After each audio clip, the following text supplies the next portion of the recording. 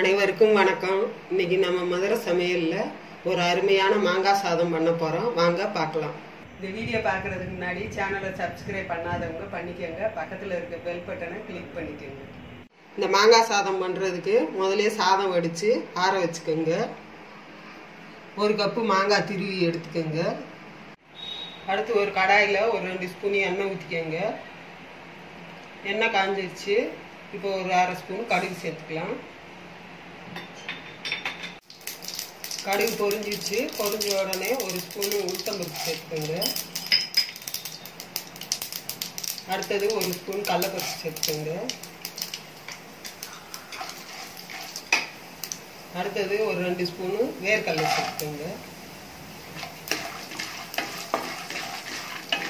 கடலைப்பருப்பு உளுத்தம்பருப்பெல்லாம் நல்லா செவந்துருச்சு. அடுத்தது கருவேப்பிலை கொஞ்சம் சேர்த்துக்கோங்க. ஒரு 4 காஞ்ச மிளகாய் சேர்த்துக்கோங்க. 2 பச்சை மிளகாய் வந்து சின்ன சின்னதாக வெட்டி அதை கூட சேர்த்துக்கோங்க.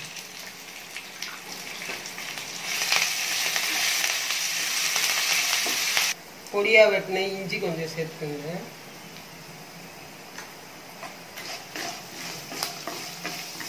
அடுத்தது ஒரு 1/4 ஸ்பூனு பெருங்காயத்தூள் சேர்த்துக்கோங்க. எல்லாம் வறுத்தாச்சு. ஒரு கப்பு மாங்காய் திருவுன மாங்காய் அது கூட சேர்த்துக்கோங்க. சேர்த்துட்டு நல்லா மாங்காய் வந்து பச்சை வாசனை போகிற அளவுக்கு நல்லா வதக்கிக்கோங்க. தேவையான அளவு உப்பு சேர்த்துக்கோங்க.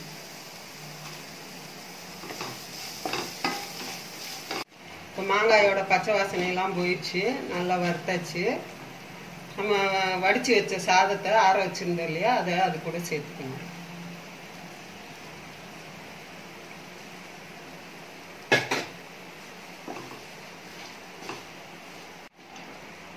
சேர்த்துட்டு எல்லாத்தையும் நல்லா கிளறிக்கோங்க.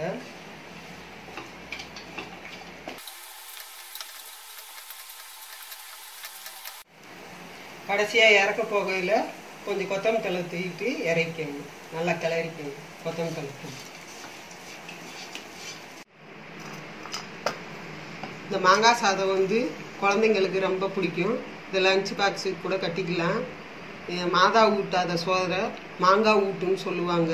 இந்த சாதம் வந்து நல்லா டேஸ்ட்டாக இருக்கும். பசங்களும் சரி பெரியவங்களும் சரி மாங்காய் சாதம் வந்து விரும்பி சாப்பிடாதவங்க யாருமே கிடையாது. இந்த வீடியோ உங்களுக்கு பிடிச்சிருந்ததுன்னா லைக் பண்ணுங்கள், கமெண்ட் பண்ணுங்கள், ஷேர் பண்ணுங்கள்.